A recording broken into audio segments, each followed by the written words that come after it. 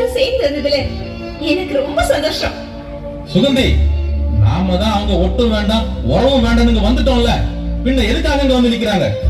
விக்னேஷ், இந்த அப்பாவுக்கு நீ மரியாதை கொடுக்கறதா இருந்தா ரோஷினி சொல்ல போறத கேட்டுட்டு அப்புறமா நீ பேசு.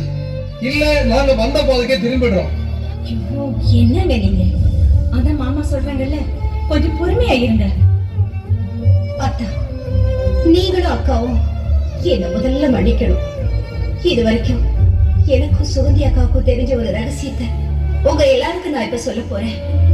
சுகந்தி அக்காவை எங்க அண்ணன் காலேஜ் படிக்கும் போது விரும்பி இருந்திருக்கா. அத அவனோட டைரி மூலமா நான் தெரிஞ்சுக்கிட்டேன். சுகந்தி அக்கா எங்க அண்ணனோட காதலை ஏத்துக்காம மறுப்பு தெரிவிச்ச அன்னைக்குதான் எங்க அண்ணன் ஆக்சிடென்ட்ல இறந்துட்டான்.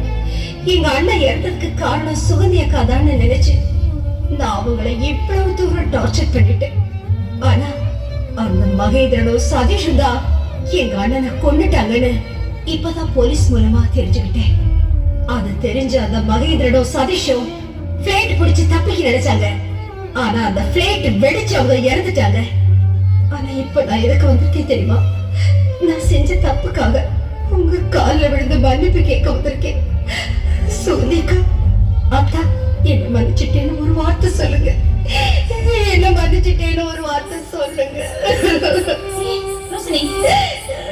ரோஷினி, உன் அக்கா குழந்தை உனக்கு நல்லா தெரியுமே. இந்த வீடு எப்பவுமே அன்பால நிறைஞ்சிருக்கணும்னு நினைக்கிறவா அவா. நான் தான் கொஞ்சம் அப்படி இப்படின்னு கோபப்பட்டு இருப்பேன். நானே உன்னை மன்னிச்சுட்டேன், அக்கா உன்னை மன்னிக்காம இருப்பாளா? அக்கா, அக்கா, என்ன மன்னிச்சிடுங்க அக்கா, என்ன மன்னிச்சிடுங்க அக்கா. என்ன ரசனி, இப்பவாவது அந்த அக்காவை புரிஞ்சுக்கிட்டே, அதுவே எனக்கு ரொம்ப சந்தோஷமா. அண்ணே, ரோஷினி மட்டும் தப்பு பண்ணல, நானும் தப்பு பண்ணிட்டேன், என்னையும் மன்னிச்சிடானே.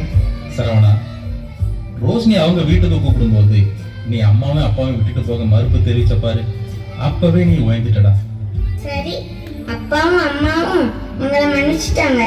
இந்த பெரிய மனசுகிட்ட யாருமே பேசல. நான் உங்க எல்லாரும் எவ்வளவு மிஸ் பண்ண தெரியுமா?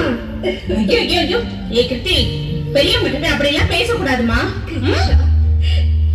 கிருத்திஷா, செல்லக்குட்டி, அம்மாடி, இந்த வீட்டுக்கு நீதான் பெரியவ. அவ பேசாம வேற யார் பேச போறாங்க? ஐ, சித்தி என்கிட்ட பேசிட்டாங்க. இப்ப எனக்கு சந்தோஷம். உங்க எல்லாருக்கும் சந்தோஷம் தானே? செல்லக்குட்டி, ஆமா கிருத்தி குட்டி, எல்லாருக்குமே ரொம்ப சந்தோஷம். அண்ணி, இதே சந்தோஷத்தோட நீங்க எல்லாரும் நம்ம வீட்டுக்கே வந்துருங்க அண்ணி. இல்லம்மா, இனிமே நம்ம எல்லாருமே அவங்க வீட்டுல இருந்தாதான் அந்த சந்தோஷம் நினைக்கணும் நான் நினைக்கிறேன். சரவணா, நீயும் ரோஷினி கூட அவங்க வீட்டுக்கே போயிடு. அப்பதான் மாமாவை பாத்துக்க முடியும். நம்ம அப்பாவும் அம்மாவையும் பாத்துக்க மணிகண்டனும் கௌசல்யாவும் இருக்காங்க. சரிண்ணே. அண்ணா, இந்த சந்தோஷத்தை நமக்கு தந்த நம்ம சுடலையாண்டவரை கும்பிட நாளைக்கே ஃபிளைட் டிக்கெட் புக் பண்ணிடுறேன். எல்லோரும் சந்தோஷமா போய் அவரை வணங்கிட்டு வந்துருவோம்.